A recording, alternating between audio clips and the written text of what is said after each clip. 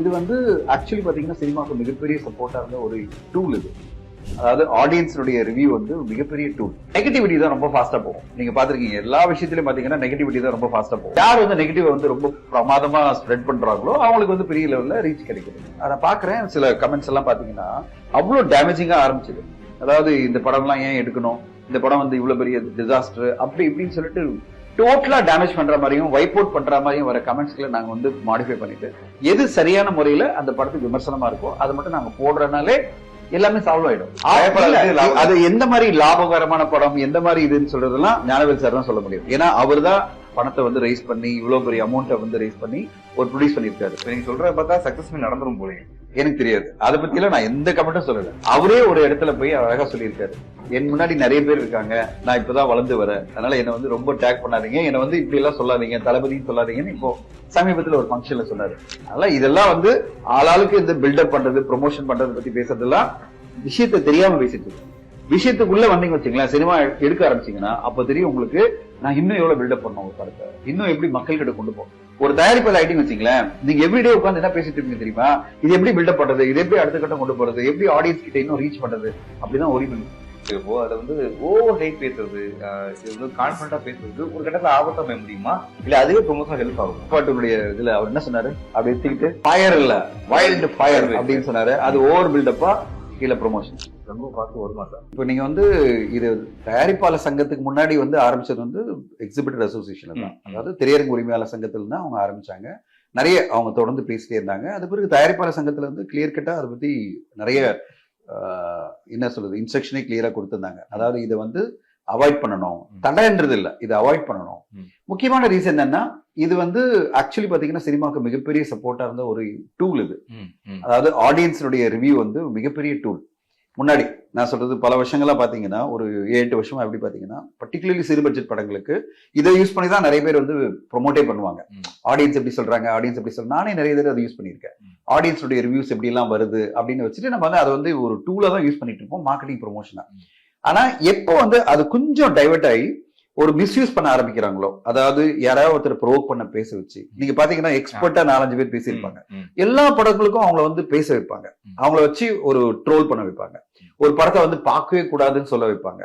இப்போ என்ன ஆகுதுன்னா, இது வந்து ஏன் பண்றாங்க அப்படின்னா இவங்களுக்கு வந்து ஒரு சென்சேஷன் ஆகணும், ஒரு ரிவ்யூ அவங்க போடுற ஒரு வீடியோ வந்து சென்சேஷன் ஆகணும், அவங்களுடைய ரீச் வந்து பெருசாகணும், பல ரீசன்ஸ் சப்ஸ்கிரைபர் வியூஸ் எல்லாம் அப்படின்னு வரும்போது ரைவலரி தானே, எல்லாருக்கும் வந்து மற்றவங்களோட க்ரோ ஆகணுன்ற ஃபாஸ்டா க்ரோ ஆன ஒரு எண்ணம் இருக்குல்ல. அதுக்கு என்ன வழி, நெகட்டிவிட்டி தான் ரொம்ப ஃபாஸ்டா போகும். நீங்க பாத்திருக்கீங்க எல்லா விஷயத்திலயும் பாத்தீங்கன்னா நெகட்டிவிட்டி தான் ரொம்ப ஃபாஸ்டா போகும். யார் வந்து நெகட்டிவ் வந்து ரொம்ப பிரமாதமா ஸ்ப்ரெட் பண்றாங்களோ அவங்களுக்கு வந்து பெரிய லெவல்ல ரீச் கிடைக்குது. அப்போ அந்த நெகட்டிவிட்டி ஸ்ப்ரெட் பண்றதுக்கான ஒரு வழியா தான் இது யூஸ் பண்ண ஆரம்பிச்சிட்டாங்க. கடைசியில பாத்தீங்கன்னா இந்தியன் 2க்கு நான் பாக்குறேன் சில கமெண்ட்ஸ் எல்லாம் பாத்தீங்கன்னா அவ்வளவு டேமேஜிங்கா ஆரம்பிச்சது.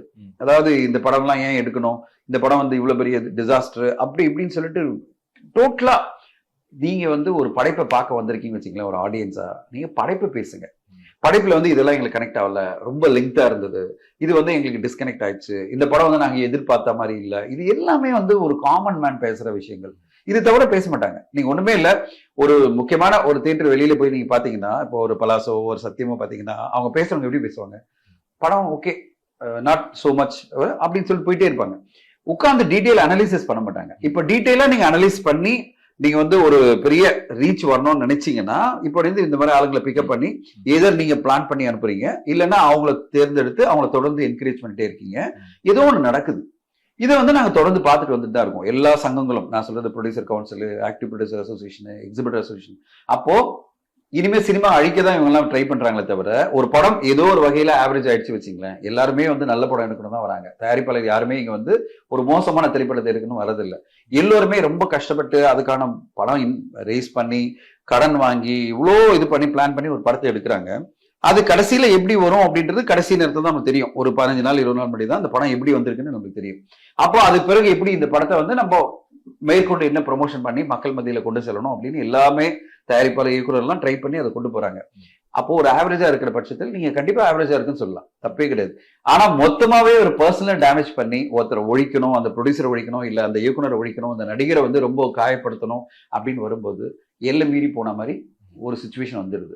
இப்ப எல்லை மீறி ஒரு சுச்சுவேஷன் வரும்போது அப்போ ஒரு சில கண்ட்ரோல்ஸை கொண்டு வர அவசியம் வருது. கண்ட்ரோல்ஸ்ன்றதை விட ரெகுலேஷன் கொண்டு வர அவசியம் வருது. அப்பதான் வந்து திருப்பூர் சுப்ரமணியம் சார் வந்து எக்ஸிபிட்டர் அசோசியேஷன் பிரசிடென்ட் என்ன சொன்னாரு, கண்டிப்பா நாங்க எங்க தியேட்டர்ல அலோ பண்ண மாட்டோம், இதுக்கு வந்து எல்லாருமே கூட இருக்கலாம், எல்லாரும் பண்ணலாம் அப்படின்னும் போது தயாரிப்பாளர் சங்கத்துல ஆரம்பிச்சு நடப்பு தயாரிப்பாளர் சங்கத்துல இருந்து எல்லாருமே கரெக்டா அவர் சொல்றது கரெக்ட் தான், அப்ப நம்ம வந்து இதை வந்து ஒரு ரெகுலேஷன் கொண்டு வருவோம்.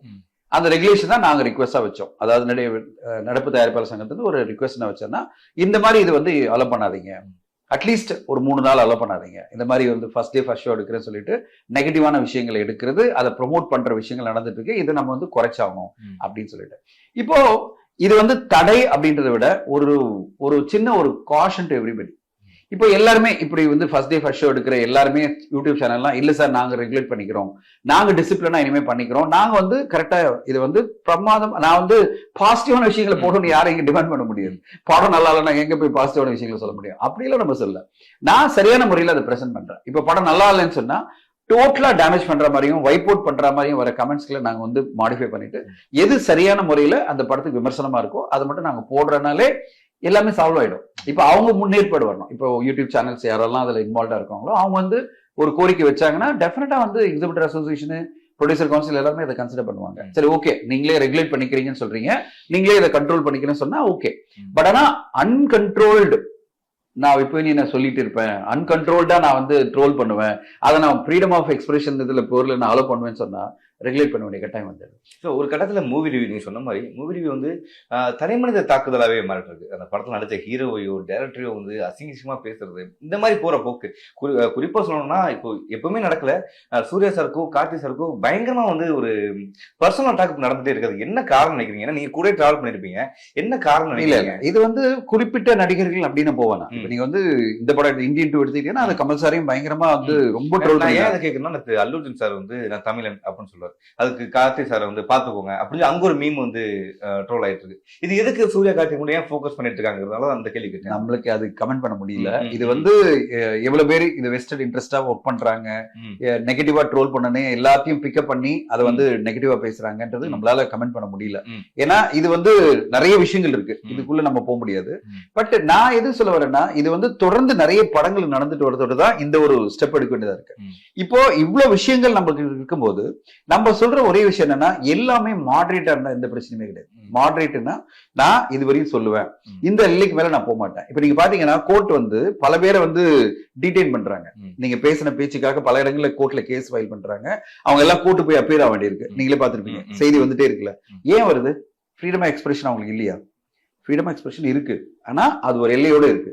அந்த எல்லையை தாண்டி நீங்க போகும்போது ஆட்டோமேட்டிக்கா என்ன ஆயிடுதுன்னா, அது வந்து இட்ஸ் பிரீச் ஆஃப் அந்த ஃப்ரீடம் ஆஃப் எக்ஸ்பிரஷன் ஆஃப் அந்த தனி மனித தாக்குதல்ல நீங்க அடுத்த கட்டம் போயிட்டீங்க. உங்களுக்கு ஃப்ரீடம் ஆஃப் எக்ஸ்பிரஷன் உங்களுடைய கருத்துக்கள் சொல்லதான் உரிமை இருக்க தவிர அடுத்தவங்களை ஹர்ட் பண்றதுக்கான உரிமை கிடையாது. அடுத்தவங்களை எந்த ஒரு காரண காரியம் இல்லாம ஆதாரமும் இல்லாம நீங்க மத்தவங்களை ஈஸியா ஒரு அலிகேஷன் பண்ணி எஸ்கேப் ஆயிட முடியாது. நீங்க அலிகேஷன் பண்றீங்க, மத்தவங்களை பத்தி ஒரு தப்பான விஷயம் சொல்ல போறீங்கன்னு வச்சுங்களேன், அதுக்கு உங்கள்கிட்ட ஆதாரம் இருக்கணும். ஆதாரம் இல்லைன்னு வச்சுங்களேன், உங்களுக்கு எதிர கேக் ஆர்டர் தான் வரும். இப்போ வந்து இந்த வீடியோ பாக்குற எல்லாம் கிரிட்டிசைஸ் பண்ணலாம், எல்லாம் உரிமை இருக்கு. நானும் பார்ப்பேன் என்னுடைய ரிவ்யூஸ், நான் போடுற எந்த கமெண்ட்ஸ்க்கு வந்து ரிவ்யூஸ் எல்லாம் போடுவாங்க, நிறைய பேர் கமெண்ட் போடுவாங்க. நான் சொல்லுவேன், நான் சொல்ற விஷயத்த நீ கமெண்ட் பண்ணும்போது நான் எடுத்துக்கிறேன். ஆனா ஆதாரம் இல்லாம நீ பேசுறேன்னா கண்டிப்பா நான் வந்து உன் பேர்ல நான் வந்து ஏதோ கமெண்ட்லயே ரிப்ளை கொடுப்பேன் நானு, இல்லைன்னா நான் வந்து உன் பேர்ல ஆக்ஷன் எடுப்பேன். ஏன்னா நீ ஆதாரம் எல்லாம் பேசக்கூடாது. சோ இதே மாதிரிதான் ஒரு திரைப்படம்.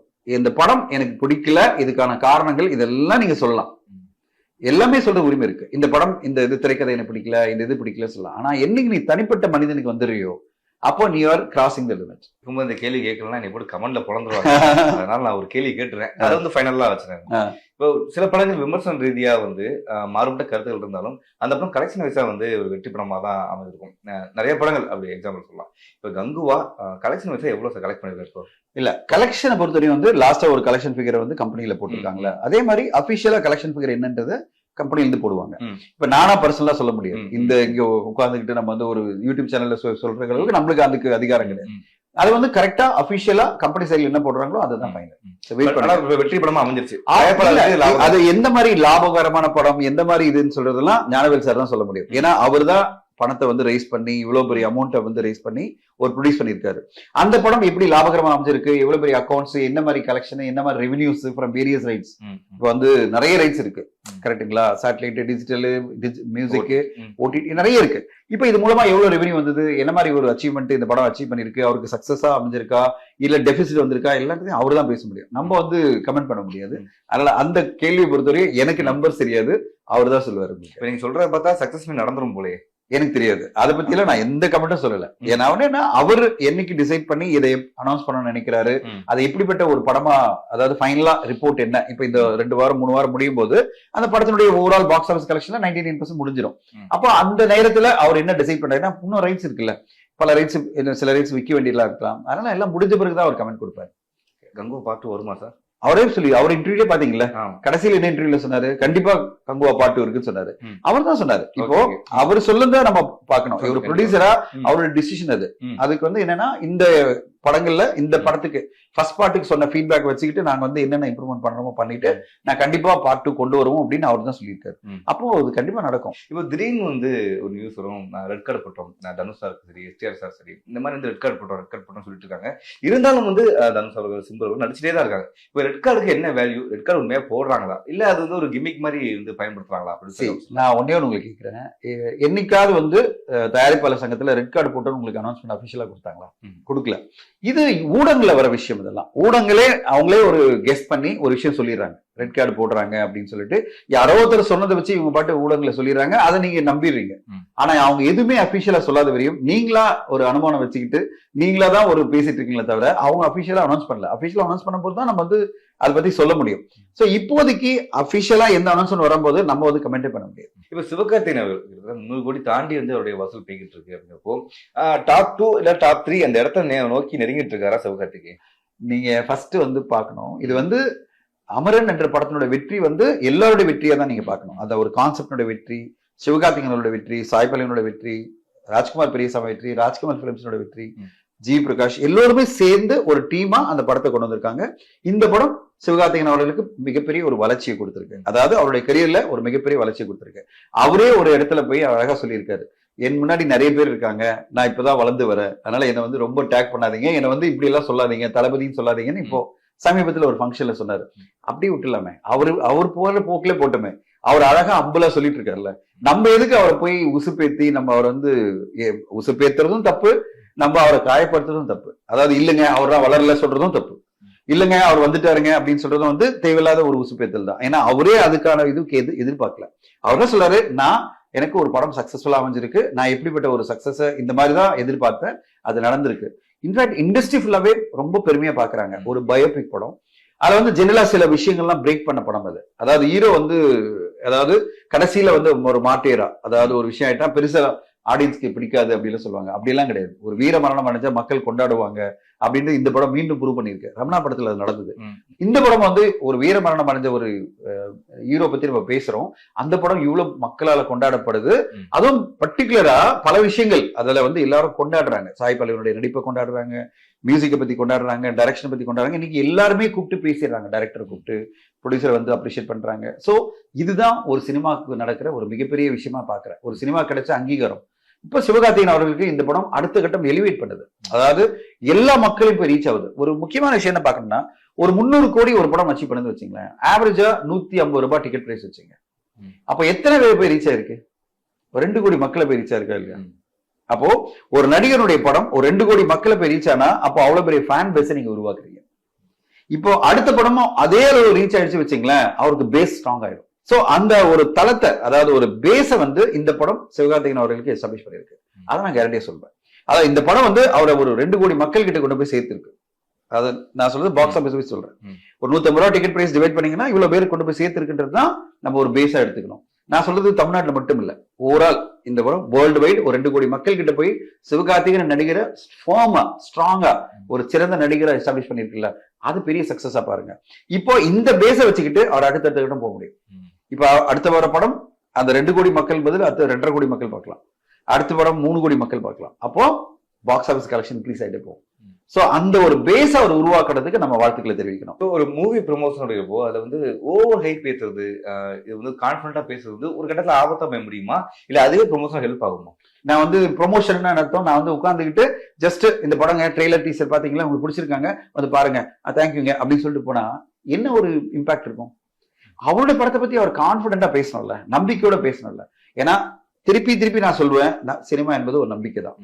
தயாரிப்பாளர் இருந்து நடிகர்ல இருந்து இயக்குனர் எல்லாம் நம்பிக்கையோட தான் பேசுவாங்க. அந்த நம்பிக்கை அப்படின்றது அவங்க படத்தை இதுவரையும் வந்த விஷயத்தை வச்சுதான் பேசுற விஷயம், நம்பிக்கையோட. அது பிறகு அந்த நம்பிக்கை எப்படி வருதுன்றது ஃபைனல் படமா வரும்போதும், அது பிறகு மக்கள் பார்வையில அந்த படம் எப்படி இருக்கு, ரிவ்யூவர்ஸ் பார்வையில எப்படி இருக்குன்னு போதுதான் அது வேற ஒரு விஷயம் வரும். என்ன காரணம்னா எல்லா படங்களுமே நம்பிக்கையில தான் எடுக்கப்படுது. நீங்க எடுத்தீங்கன்னா இப்போ தமிழ் சினிமால எடுத்தீங்கன்னா இந்த வருஷம் நிறைய பேர் சொல்லுவாங்க, எல்லாம் நிறைய ரிவ்யூஸ்ல வந்திருக்கு 95% படங்கள், ஓகேங்களா, ஆல்மோஸ்ட் 95 to அதாவது 92-93% படங்கள் வந்து ஃபெயிலியர். இப்போ இந்த படங்களை எடுத்த தயாரிப்பாளர்கள் இயக்குநர்கள் வந்து மோசமான படம் எடுக்கணும் வந்தாங்களா? 185-190 படங்கள் வந்து ஒர்க் ஆகல. இப்ப இவங்க எல்லாம் வந்து மோசமான படம் எடுக்கணும் வந்தாங்களா சொல்லுங்க? கிடையாது. எல்லாருமே நம்பிக்கையோட ரொம்ப கஷ்டப்பட்டு ஒரு படத்தை உருவாக்குறாங்க. ரொம்ப அவங்களுடைய எஃபர்ட்ன்றது அவங்களுடைய லெவலுக்கு பெரிய எஃபர்ட். வெதர் அந்த பணத்தை இன்வெஸ்ட் பண்றதா இருந்தாலும் சரி, அந்த நடிகளை வச்சு படம் எடுக்கிறதாலும் சரி, எல்லாமே ரொம்ப கஷ்டப்பட்டு ஒரு படத்தை உருவாக்குறாங்க. இவ்வளவு தூரம் வந்த பிறகு அந்த படம் கடைசியில வரும்போது அவங்களுக்கு ஒரு பெர்ஸ்பெக்டிவ் இருக்கும்ல, ஒரு நம்பிக்கை இருக்கும்ல. சரி, இந்த படம் வந்து இந்த ஆடியன்ஸ்க்காவது பிடிக்கும், மொத்த ஆடியன்ஸ் பிடிக்குமா தெரியாது, பட் இந்த ஆடியன்ஸ்க்காவது பிடிக்கும்ன்ற நம்பிக்கையில தான் அந்த படத்தை கொண்டு வராங்க. ஆனா அது ஒருவேளை கனெக்ட் ஆகலாம் வச்சுங்களேன், அவங்களும் அந்த சினிமா தான் கத்துப்பாங்க, வேற வழி கிடையாது. ஏன்னா நம்ம படத்தை எடுத்தாச்சு இல்ல, இப்போ நம்ம படத்தை வந்து மார்க்கெட்ல கொண்டு வரோம். சோ அப்போ எல்லாருமே சிறு பட்ஜெட்டா இருந்தாலும் சரி, பெரிய பட்ஜெட் படமா இருந்தாலும் சரி, நம்பிக்கையில் எடுக்கிறதா ஒரு திரைப்படம். இந்த நம்பிக்கையை குலைக்கிற மாதிரி நம்ம பேச முடியாது. அந்த நம்பிக்கை கடைசி வரையும் அவங்களுக்கு இருக்கும், ரிலீஸ் ஆன பிறகும் இருக்கும். ரிலீஸ் ஆன பிறகும் அவங்க பார்வையில என் படம் நல்ல படம் தான். ரிலீஸ் டைம் தப்பு, ஒரு 8 படத்து நடுவில் வந்து என் படத்தை கனெக்ட் ஆகல, இல்லைன்னா அந்த நேரத்துல ஒரு தவறான விஷயம் நடந்தது, ஏதோ ஒரு ரீசனால என் படம் கனெக்ட் ஆகல. ஏன்னா அவங்க நம்பிக்கையில தான் படம் கொண்டு வருவாங்க. நான் சொல்றது எல்லாருமே இன்க்ளூடிங் மீ சொல்றேன். நான் என் படத்தை வந்து குறை சொல்லி பேச மாட்டேன். என் படம் வந்து என்ன பொறுத்தவரையும் நான் கஷ்டப்பட்டு உருவாக்கின ஒரு படம். நான் ரொம்ப சிரமப்பட்டு ஒரு படத்தை வெளியில கொண்டு வர ட்ரை பண்றேனே தவிர, நான் வந்து ஒரு மோசமான படத்தை மக்களுக்கு கொடுக்கணும்னு யாருமே எந்த தயாரிப்பாலும் டிசைட் பண்ண மாட்டாங்க. அதனால இதெல்லாம் வந்து ஆளாளுக்கு இந்த பில்டப் பண்றது, ப்ரொமோஷன் பண்றதை பத்தி பேசுறதெல்லாம் விஷயத்தை தெரியாம பேசிட்டு இருக்காங்க. விஷயத்துக்குள்ள வந்தீங்க வச்சுங்களேன், சினிமா எடுக்க ஆரம்பிச்சீங்கன்னா அப்ப தெரியும் உங்களுக்கு, நான் இன்னும் எவ்வளவு பில்டப் பண்ணணும் ஒரு படத்தை, இன்னும் எப்படி மக்கள்கிட்ட கொண்டு போகணும். ஒரு தயாரிப்பாளர் ஆயிட்டீங்க வச்சுங்களேன், நீங்க எவ்ரிடே உட்காந்து என்ன பேசிட்டு இருக்கீங்க தெரியுமா, இது எப்படி பில்டப் பண்றது, இது எப்படி அடுத்த கட்டம் கொண்டு போறது, எப்படி ஆடியன்ஸ் கிட்ட இன்னும் ரீச் பண்றது, அப்படிதான் ஒரி பண்ணிட்டு இருப்பீங்க. இல்ல எதுவுமே பில்டப் பண்ண வேணாம், ஜஸ்ட் சிம்பிளா ரிலீஸ் பண்ணுவோம் அப்படின்னு யாரும் பண்ண மாட்டாங்க. சிறு பட்ஜெட் படத்துக்கே அதான் பண்ணுவாங்கன்னா பெரிய பட்ஜெட் படத்துக்கு எவ்வளவு பண்ணுவாங்க?